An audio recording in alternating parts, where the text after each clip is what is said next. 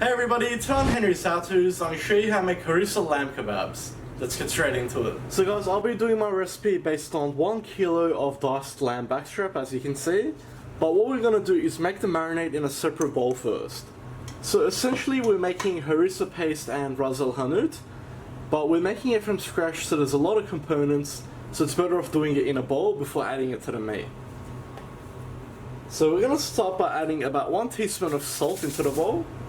To this we'll add 1 teaspoon of dry chili flakes.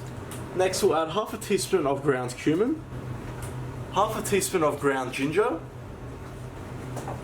half a teaspoon of ground cardamom, half a teaspoon of ground coriander, half a teaspoon of ground allspice, half a teaspoon of ground caraway seeds, half a teaspoon of ground cinnamon, half a teaspoon of ground nutmeg, half a teaspoon of black pepper, 1 teaspoon of smoked paprika, half a teaspoon of ground turmeric, about 3 crushed garlic cloves, 1 tablespoon of tomato paste, about a tablespoon of lemon juice, and finally about 3 tablespoons of olive oil.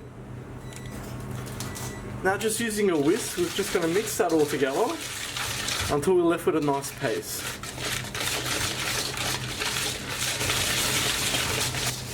Alright, that's looking beautiful and very fragrant. So guys, the dry chili flakes is our substitute for actual dry chilies. So this is a very quick and easy way to make ras el hanout and harissa paste combined. Alright, so next let's add our lamb in. And let's give that a good mix.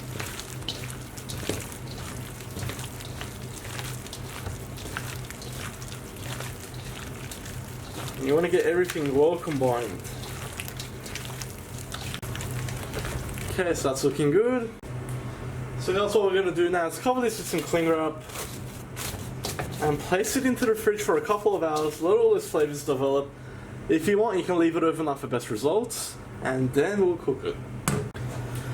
Alright guys, so it's been just 4 hours, so let's go ahead and skewer these. So before we do, we'll give it a quick mix, just like so. So guys, in my case, I'm going to put these on my long metal skewers and cook them on my open fire. Now these can also go on bamboo skewers. If you're doing that, soak them first. You can even put them on thinner metal skewers if you have those. Now another thing you can do is not actually dice the meat up, keep them long and put them in a frying pan. So there's a few different ways to do it. So all we're going to do is thread these on our skewers. And you want to try and get pieces that are the same size. This will ensure even cooking.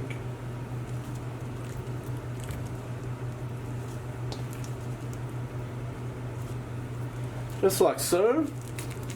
And we just want to push on it. Just like that.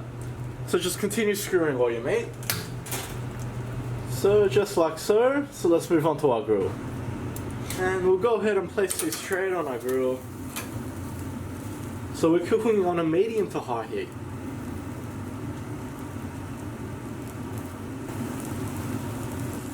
Alright guys, after about 30 seconds we'll flip our skewers. And by doing this we're sealing the meat to keep all that flavour inside. After another 30 seconds we'll flip the skewers again. And all we're doing guys is flipping them every 30 seconds until they're cooked all the way through. Now this should take about 3 to 5 minutes depending on how well you want it cooked.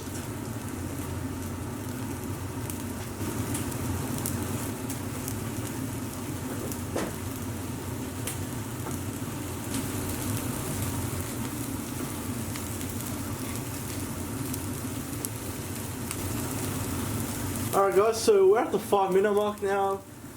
I've tested it. The meat is nice and firm, which indicates we're about medium to medium well, which is what we want. So what I'm going to do is move these to the side. Let it rest there for about 30 seconds and we'll serve. Alright, so to serve we'll push down from the top, and from the bottom we'll push all the way up.